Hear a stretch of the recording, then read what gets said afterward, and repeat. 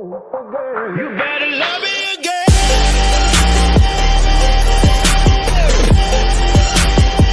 You better love me again.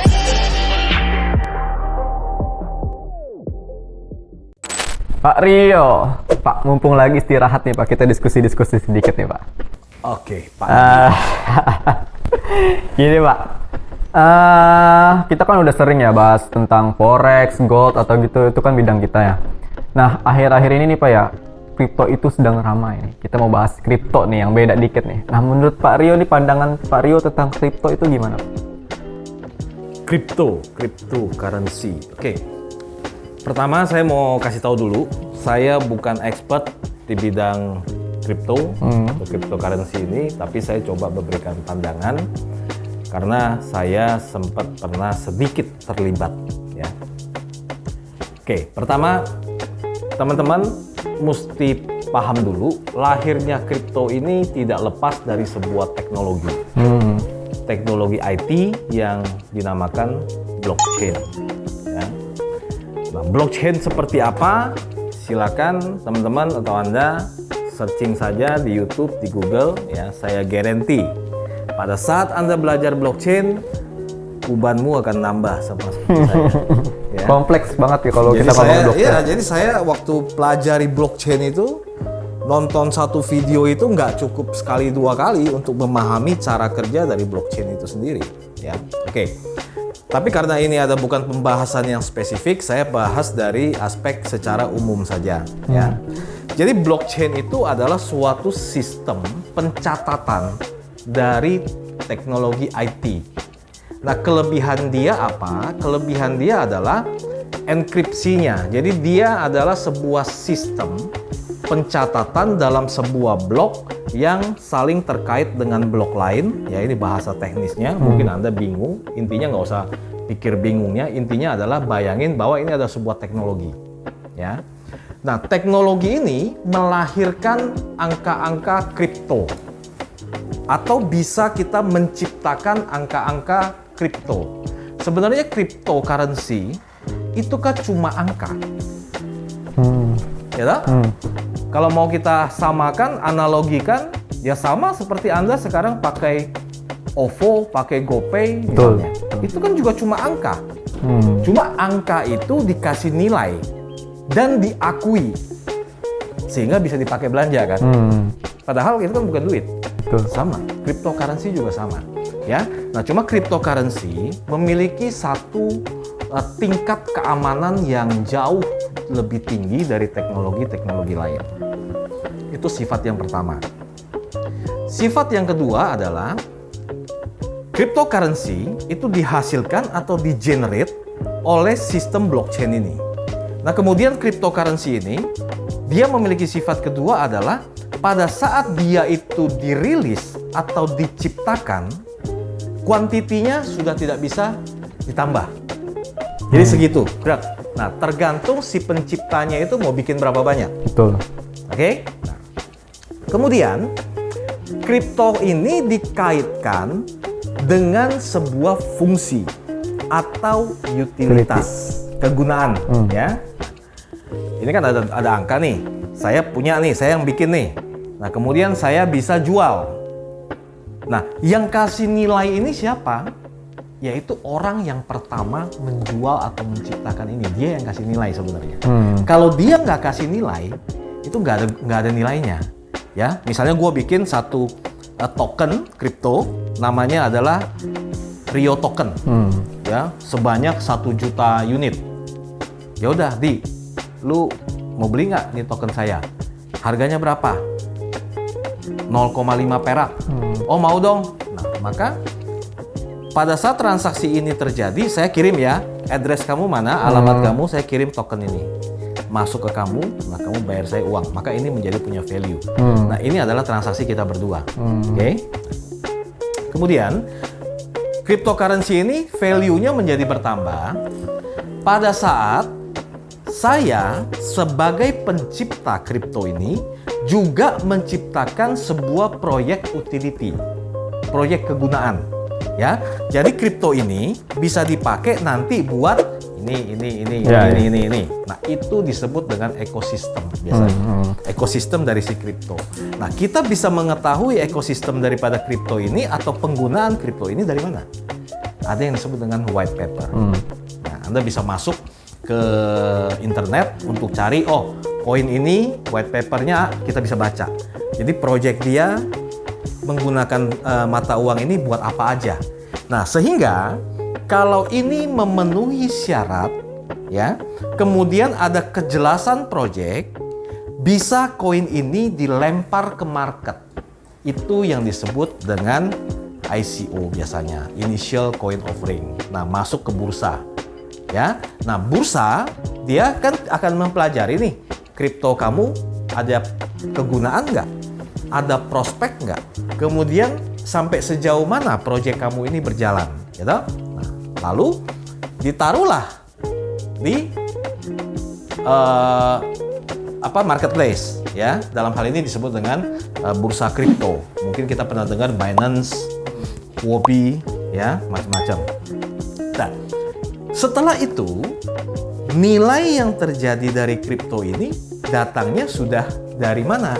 Yaitu dari tawar-menawar pelaku.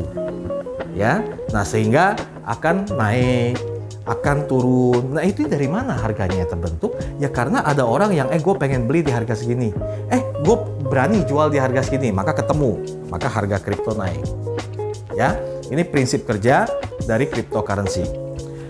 Nah, yang lebih penting adalah sebenarnya satu, banyak sekali orang masuk ke cryptocurrency itu tanpa memahami fungsi atau utilitas dari si cryptocurrency itu sendiri, sehingga banyak sekali orang itu yang katakanlah bahasa kerennya adalah nyangkuter, ya, orang-orang yang nyangkut, ya karena dia tidak paham, dia hanya ikut-ikutan, ya saya kasih tahu, dalam ilmu ekonomi, satu barang yang demand maupun supply-nya itu tidak terlalu kuat, tapi memiliki volatilitas kuat, maka sudah bisa saya pastikan itu adalah produk-produk gorengan, ya.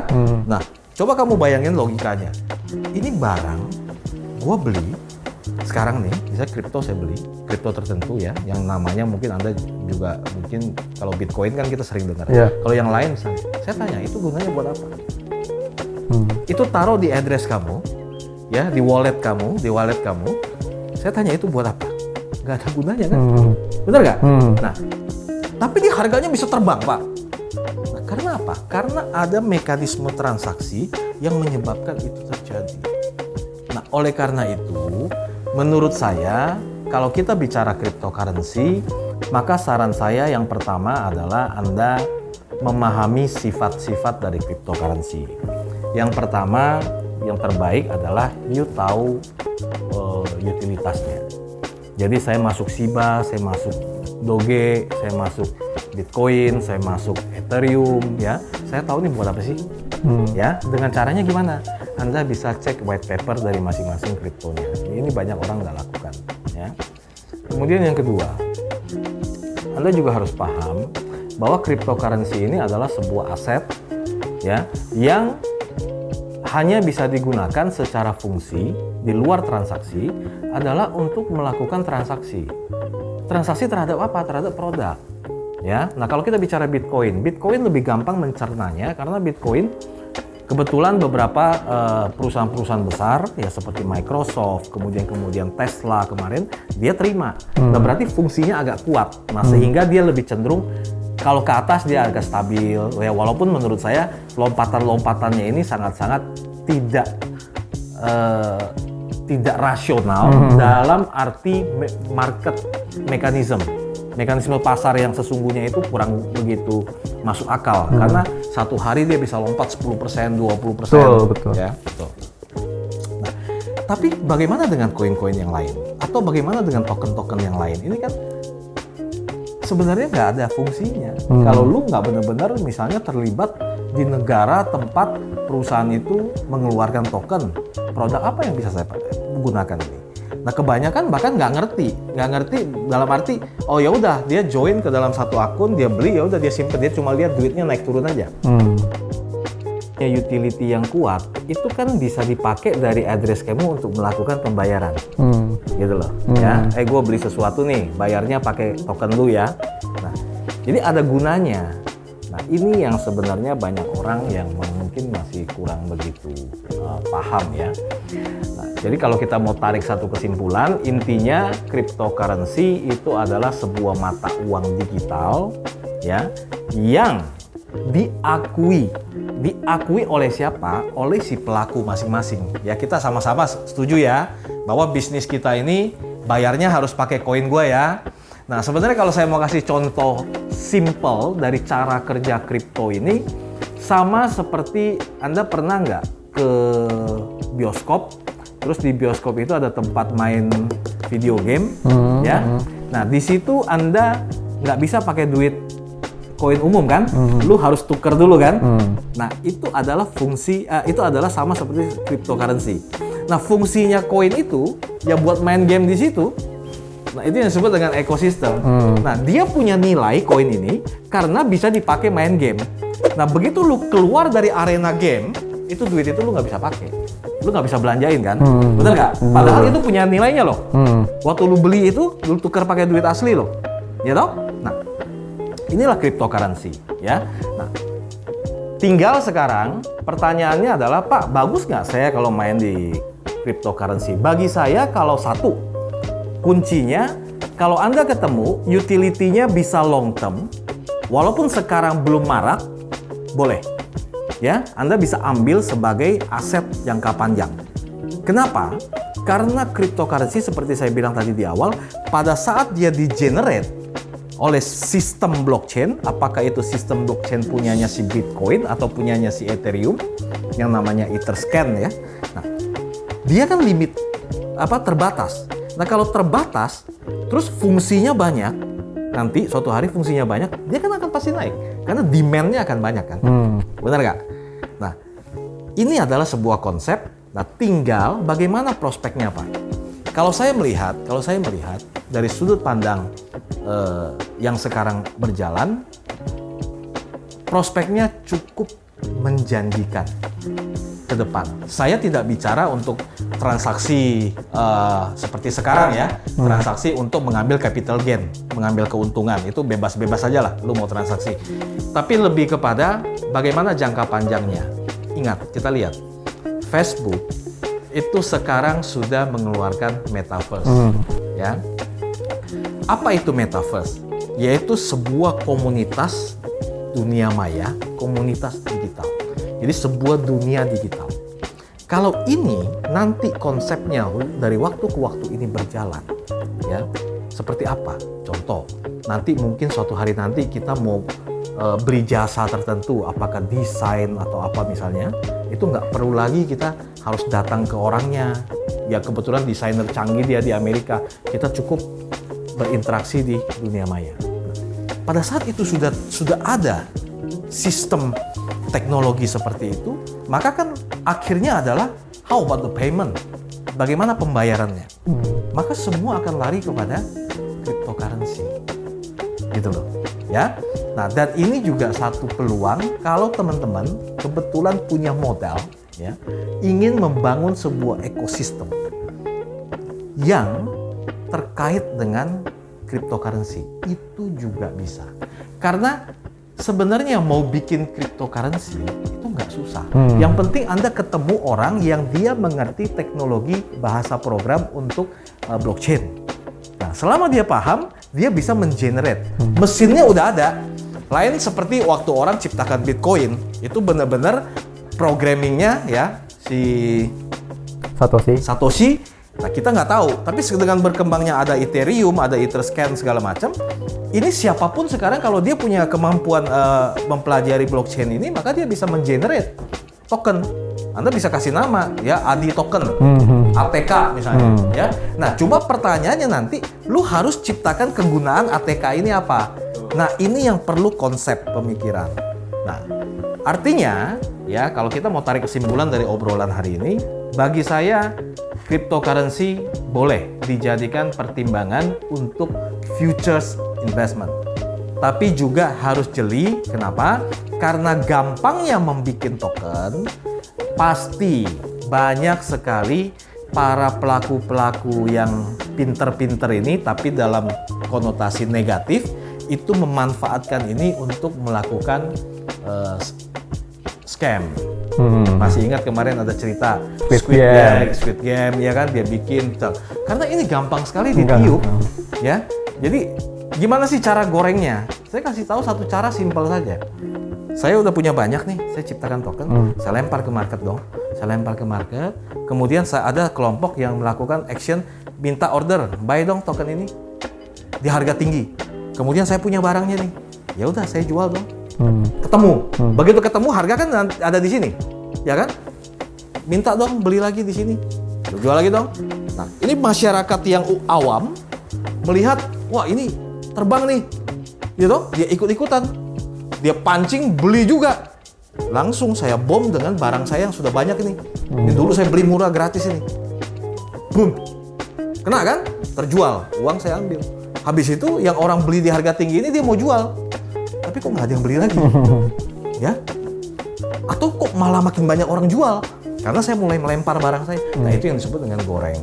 Ya, ini pemahaman untuk mungkin Anda sebagai teman-teman yang pemula bahwa rentan. Saat ini rentan untuk digoreng. Tapi kalau Anda mendebat saya, Pak, saya dapat cuan banyak, ya bisa aja. Pada saat Anda beli di bawah, Anda simpan, harga naik terbang, ya Anda cuan banyak. Ya, tapi apakah itu sesuai dengan sebuah konsep investasi yang aman? Ya sangat-sangat relatif jawabannya. Ya, bisa banyak sekarang orang yang sudah nyangkut di atas beberapa token, beberapa koin sampai sekarang juga belum bisa cuan. Ya, cuma kalau memang dia utility-nya bagus, disimpan pun nggak apa-apa. Karena nanti pada saat ini banyak orang butuh, dia kan pasti akan naik lagi. Saya kira itu kalau pandangan saya tentang kripto. Gini Pak, ada satu pertanyaan lagi sih gitu. Tadi kan Pak Rio, saya cukup setuju sih sama Pak Rio kalau kita kripto itu harus memperhatikan tentang utility ya gitu. Nah tapi kadang-kadang kita juga bingung gitu sama kripto-kripto yang mungkin nggak ada utility-nya, kayak misalnya Dogecoin gitu. Dogecoin sebenarnya itu coin meme ya istilahnya gitu, dan itu bisa digoreng sama kayak Elon Musk, itu harganya langsung bisa naik dan itu tinggi. Nah itu beresiko kan, sebenarnya beresiko besar kan gitu. Betul. Ya, di satu sisi beresiko besar, ya di sisi lain ya kebetulan lu posisinya adalah sesuai dengan bacotnya Elon Musk, kalau cuannya banyak. Iya benar. Iya kan? Itu kan dua sisi selalu. Nah, orang kita bicara Elon Musk.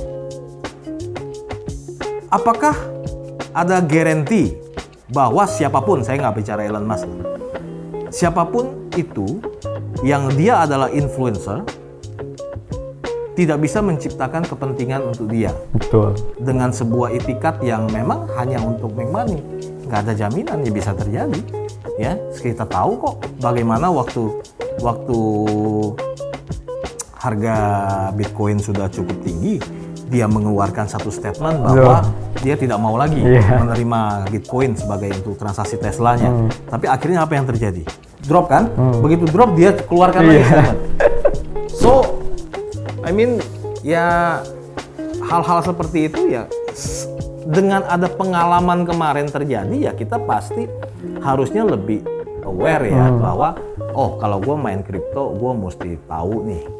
Nah, cuma kan kripto kalau Anda transaksinya bukan CFD, bukan derivatifnya, tapi adalah asetnya, itu kalau duit nganggur bagi saya sih, selama token atau koinnya itu tidak delisting, ya perusahaannya tidak hilang, ya sudah lu anggap aja kayak orang simpen saham. Betul. Simpen saham juga nggak ada jaminan untung kok, bisa-bisa sahammu jadi saham gocap satu hari. Betul. Itu bisa terjadi kok. Ya artinya di sisi satu bisa cuan, ya di sisi lain ada resiko, ya itulah market dunia kita. Ya bagi saya wajar-wajar aja. Nah cuman lebih wise, lebih bijak kalau kita milihnya yang mana. Nah cara milihnya gimana Pak? Ya toh? Nah, salah satunya saya bilang tadi, cobalah pada saat lihat koin tertentu, coba pelajari white papernya dia. Itu ada semua kok. Ya pada akhirnya saya kembalikan kepada teman-teman. You know? Mau masuk, saya sendiri pegang kok. Saya sendiri pegang, cuma nggak banyak lah. Oke. Oke, cukup berbobot di pembahasan kita kali ini nih Pak Rio nih.